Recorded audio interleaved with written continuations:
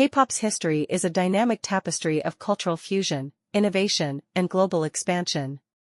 It began in the early 1990s with Seo Taiji and Boys, whose mix of Western pop with Korean elements reshaped the local music scene. From there, the first generation of idol groups like H.O.T and Sex Kiss emerged, setting the stage for K-pop's rise to prominence in Korea. By the 2000s, the second generation saw the genre reaching international audiences. Groups like TVXQ, Super Junior, and Girls' Generation led K-pop's expansion into Japan and beyond, helped by the digital age and social media. The third generation, spearheaded by groups like BTS, EXO, and BLACKPINK, marked a global revolution. K-pop's integration of high-quality music videos, synchronized choreography, and diverse musical styles helped solidify its worldwide popularity. K-pop artists now collaborate with Western acts, dominate global charts, and maintain massive, loyal fanbases. In 2020 and beyond, K-pop's fourth generation, led by groups like Stray Kids, ITZY, and aespa, continues to innovate, embracing cutting-edge concepts, digital technology, and social media engagement to push the boundaries of the genre even further. Fandom wars have been a part of K-pop since its early days, with intense rivalries shaping the fan culture we know today. In the late 1990s, H.O.T and Sex Kiss sparked one of the most famous fan wars. These two first-generation boy groups had fanbases so loyal and competitive that confrontations broke out at concerts. Fans would chant over each other during performances, and physical altercations sometimes occurred outside venues. During the 1999 Dream concert, a legendary moment in K-pop history, fans of H.O.T and Sex Kiss refused to cheer for the other group, with some even turning off their glow sticks as a sign of protest, creating a visible divide in the stadium. Girl groups faced similar challenges. SES and Fin.K.L. Fans often clashed over who was the top girl group, with heated online debates over album sales, television appearances, and awards. Fans would sometimes organize campaigns to vote against their rival group in music show rankings or flood message boards with negative comments. This rivalry played a significant role in defining the dynamics between future girl groups, particularly in the way their success was measured by fan activities and loyalty. As K-pop entered the 2000s, new rivalries emerged. The fanbase for TVXQ, called Cassiopeia, became one of the largest in K-pop, and they often clashed with fans of Super Junior, ELF, and SS501, Triple S. One of the most notorious incidents happened in 2008, when a fan of TVXQ allegedly sent a threatening letter written in blood to a Super Junior member, intensifying tensions between the fandoms. These battles weren't only verbal or online, fans would sometimes disrupt the opposing group's events or sabotage their online voting results in music shows. In the same era, Big Bang and TVXQ fans often found themselves in competition. In one famous instance, tensions erupted at an awards show where Big Bang took home a major award, angering TVXQ fans who felt their group deserved it more. Some fans took to forums and blogs to attack the other group's success, further deepening the rivalry. Girl group rivalries were just as intense during this period. Girls' Generation and Wonder Girls dominated the charts in the late 2000s, with both fandoms constantly at odds over which group had more influence. During Girls' Generation's 2008 Dream concert performance, many fans of other groups staged a Black Ocean, where they turned off their light sticks during their set as an act of silent protest, creating a striking visual of opposition. These fan wars continued into the 2010s, with new generations of groups like EXO and BAP facing off in various competitions. In 2013, fans of EXO and BAP went head-to-head on social media, especially after both groups were nominated for the same Rookie Awards. Fans argued fiercely over who deserved the title, often leading to harassment and attempts to manipulate online votes. These examples illustrate how fandom wars and rivalries have been a defining feature of K-pop history, with fans deeply invested in their group's success and willing to go to great lengths to defend their favorites, sometimes crossing lines and creating conflicts that go beyond friendly competition. K-pop idols operate under extreme pressure, often likened to modern-day slave contracts, where they relinquish significant personal freedoms in exchange for the chance at fame. This system is deeply rooted in the industry's history and has evolved into a structure where idols work under stringent conditions that can lead to severe mental health issues. Idol training programs operate similarly to military boot camps, emphasizing discipline and conformity. Trainees often signed contracts that bound them for years, restricting their personal lives and financial independence. These contracts can impose hefty debts, making it difficult for idols to break free from their agencies. K-pop idols frequently endure grueling work schedules of 12 to 18 hours a day, juggling rehearsals, live performances, variety shows, and social media engagement. This relentless pace often leads to burnout and physical exhaustion, as idols are pushed to meet the demands of their agencies and fans. The pressure to conform to strict beauty standards is particularly acute for female idols, who often adopt extreme diets to achieve the ideal image. This pursuit of perfection can result in unhealthy weight loss and serious eating disorders, as the industry's expectations overshadow their health. Social media's rise has exacerbated the scrutiny faced by idols, subjecting them to both adoration and harsh criticism. Malicious comments and cyberbullying can take a significant toll on their mental health, leading to tragic outcomes. The cases of Sully and Guhara highlight the devastating effects of online harassment, as both faced relentless bullying before their untimely deaths. Although some agencies now claim to offer mental health resources and counseling services, many idols are still reluctant to seek help due to the stigma associated with mental health issues. The fear of being perceived as weak can deter them from reaching out for support. Despite recent efforts to allow for mental health breaks, the overarching system continues to place enormous pressure on idols to maintain their demanding schedules, often at the expense of their well-being. The meteoric rise of K-pop can be traced back to a meticulously developed marketing framework established by South Korean entertainment agencies. Beginning in the late 1990s, agencies like SM Entertainment pioneered the trainee system, where aspiring idols would join as trainees and undergo rigorous training in various disciplines such as singing, dancing, and acting. This process often spans several years, allowing agencies to cultivate talent that aligns with market trends. The debut of groups like H.O.T. in 1996 marked the beginning of this approach, with subsequent generations of idols, including those from JYP and YG, refining the model to ensure only the most skilled performers emerge. In the early 2000s, K-pop agencies recognized the potential for international appeal. This shift became particularly evident with groups like TVXQ and Super Junior, who began to actively target fans beyond South Korea. The inclusion of international members, such as Lisa from Thailand and BLACKPINK, exemplifies this strategy, as it broadens the fan base and enhances global relatability. By the 2010s, K-pop was well established in markets like the United States and Europe, leading to increased collaboration with international artists. The advent of social media in the 2010s revolutionized K-pop marketing.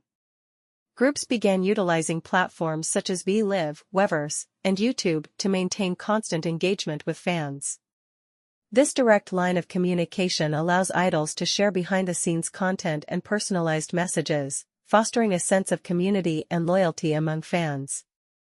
The strategic use of social media has not only expanded K-pop's reach, but has also enabled real-time interaction, creating a more dynamic fan experience.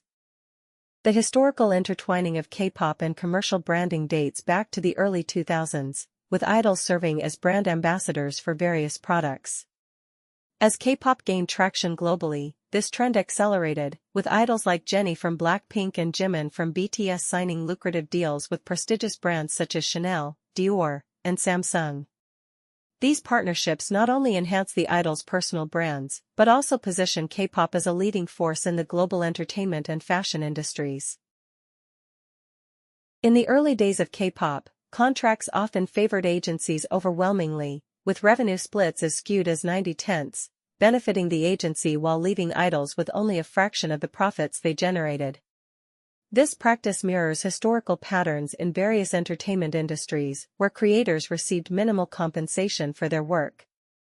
Over time, as the industry matured and competition increased, newer idols began to negotiate better terms, such as 70/30 splits, illustrating a shift toward greater agency for artists. This transition echoes similar movements in the music industry globally, where artists have sought to reclaim their earnings and negotiate fairer contracts. Agencies often justify their substantial cuts by citing the high costs associated with nurturing talent. This includes extensive training, housing, production, wardrobe, choreography, and international promotions. The historical precedent for such investment can be traced back to the early days of the entertainment industry, where significant resources were required to develop stars. However, as the K-pop model has developed, it raises questions about the sustainability and ethics of such investments, especially when they come at the cost of idol welfare. The working conditions within K-pop agencies are often harsh, reflecting historical patterns of labor exploitation in various sectors. Many agency employees face long hours and inadequate pay, paralleling labor movements throughout history that have fought for better conditions. Scandals revealing unfair treatment of staff have surfaced periodically, yet the agency system remains rigid, illustrating a persistent power dynamic reminiscent of historical labor struggles where those in charge resist change. In summary, the historical context of K-pop's entertainment agencies highlights a complex interplay of power, investment, and exploitation. As the genre continues to evolve, so too will the conversations surrounding fair compensation and labor rights, ensuring that history remains a crucial lens through which we examine the industry. K-pop's meteoric rise in the global music industry can be attributed significantly to the role of entertainment agencies, which emerged prominently in South Korea during the late 20th century. These agencies, such as SM Entertainment, YG Entertainment, JYP Entertainment, and Big Hit Entertainment, now HYBE, have historically functioned as both talent nurturers and career controllers. Each agency has developed distinct strategies and objectives, shaping the K-pop landscape in various ways. SM Entertainment, one of the pioneers, has been instrumental in creating idol groups and establishing systematic training programs. The company focuses on developing versatile artists through rigorous training in singing, dancing, and media presence. SM's approach has led to the creation of globally recognized acts like H.O.T Girls' Generation and EXO. However, this focus on training comes with a steep cost. Historically, contracts from SM have favored the agency, with idols often receiving only a small fraction of the profits generated from album sales, concerts, and endorsements. This reflects a broader trend in the entertainment industry where agencies claim significant portions of revenue to cover training and promotional costs. YG Entertainment, known for its hip-hop and fashion-forward image, emphasizes the individuality of its artists, allowing for more creative freedom compared to its counterparts. YG aims to cultivate unique concepts and personas for its idols, appealing to a more niche market. However, similar to SM, revenue splits have historically been heavily weighted in favor of the agency, leading to criticism over the financial sustainability for idols. YG's practices highlight the ongoing struggle within the industry for fair compensation, especially given the considerable investment agencies make in marketing and production. JYP Entertainment prides itself on its artist-centered approach, focusing on fostering long-term relationships with its idols. The agency emphasizes personal growth and artistic development, aiming to create well-rounded entertainers. JYP has been at the forefront of advocating for better treatment of idols, promoting mental health awareness and work-life balance. Despite these efforts, the historical context shows that idols often face the same financial disparities as those in other agencies, with revenue models that leave them with limited earnings from their efforts. HYBE, formerly Big Hit Entertainment, has revolutionized the industry with its innovative approach to artist management, focusing on building a strong connection between idols and fans. The company's emphasis on community engagement and digital marketing has contributed to the global phenomenon of BTS. However, even as HYBE has redefined revenue-sharing models, allowing idols to retain a larger portion of profits, the legacy of the industry's traditional practices still influences the overall structure, often resulting in new artists negotiating hard for better terms. FNC Entertainment, known for producing bands like Ftisland and AOA, faced a downturn due to several controversies, including allegations of mistreatment and lack of support for its artists. The agency struggled financially, leading to the disbandment of key groups and diminished public interest. In recent years, FNC has worked to revitalize its image and recover from its troubles by introducing new talent and shifting its focus toward digital content and fan engagement. TS Entertainment experienced a rapid rise with groups like BAP and Secret but faced significant challenges that ultimately led to bankruptcy in 2020. The agency struggled with internal conflicts, artist disputes, and allegations of unfair treatment, particularly regarding financial transparency. These issues culminated in a lack of support for their artists, leading to departures and a dwindling roster. The agency's downfall highlights the vulnerability of smaller companies in a highly competitive environment. Starship Entertainment, known for Monsta X and IOI, has navigated the K-pop landscape relatively successfully. However, it faced criticism for its handling of member contracts and disputes, particularly in the aftermath of the Produce 101 voting manipulation scandal, which implicated several agencies. Starship's ability to adapt and respond to industry challenges, including shifting trends and public expectations, has been crucial to its sustained success. Initially entering the K-pop market with high hopes, Lotte attempted to establish a foothold through partnerships and productions. However, the agency failed to generate consistent hits and struggled to compete with larger entities. Financial difficulties culminated in its withdrawal from the K-pop scene, marking a significant decline after an ambitious start. This agency was involved in producing several idol groups in the early 2010s, but it faced financial difficulties and failed to maintain a steady roster of successful acts. H.O.T Media eventually declared bankruptcy, highlighting the challenges smaller agencies face in sustaining operations amid fierce competition. Founded in 2017, Alpha Entertainment aimed to carve a niche in the K-pop market. However, the agency struggled to establish a solid artist lineup and faced numerous challenges, including financial instability and management issues. By 2020, it was reported that Alpha Entertainment had closed its doors, demonstrating how quickly an agency can decline without a strong foundation or successful acts. Woollim Entertainment was established in 2003 by Lee Young-hoon. Initially, it focused on music production and management but quickly transitioned into talent development. The agency gained prominence with the debut of Infinite in 2010, known for their intricate choreography and catchy songs. Infinite's success marked Woollim's ascent in the K-pop industry, and they were recognized for hits like Before the Dawn and The Chaser. Their innovative concepts and strong vocal performances attracted a dedicated fanbase known as In Spirit. In 2014, Woollim introduced another successful group, Loveless, which showcased a more innocent and cheerful concept compared to Infinite. Loveless made a strong impact with their debut album, Girls Award, and songs like Ah Chu, establishing themselves as a notable girl group in the industry. Over the years, Woollim has been known for fostering talent across various genres and promoting a unique artistic identity. The agency also produced other groups, including Golden Child, which debuted in 2017 and gained attention for their youthful energy and impressive performances.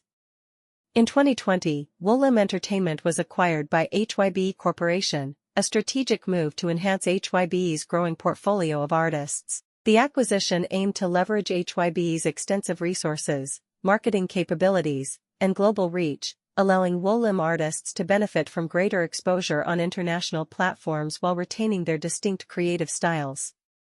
Despite the acquisition, Woollim continues to operate under its brand, maintaining its focus on developing innovative concepts and nurturing talent within the K-pop landscape. The collaboration with HYBE has provided Woollim with a strengthened infrastructure, enabling its artists to reach broader audiences while preserving their unique artistic identities.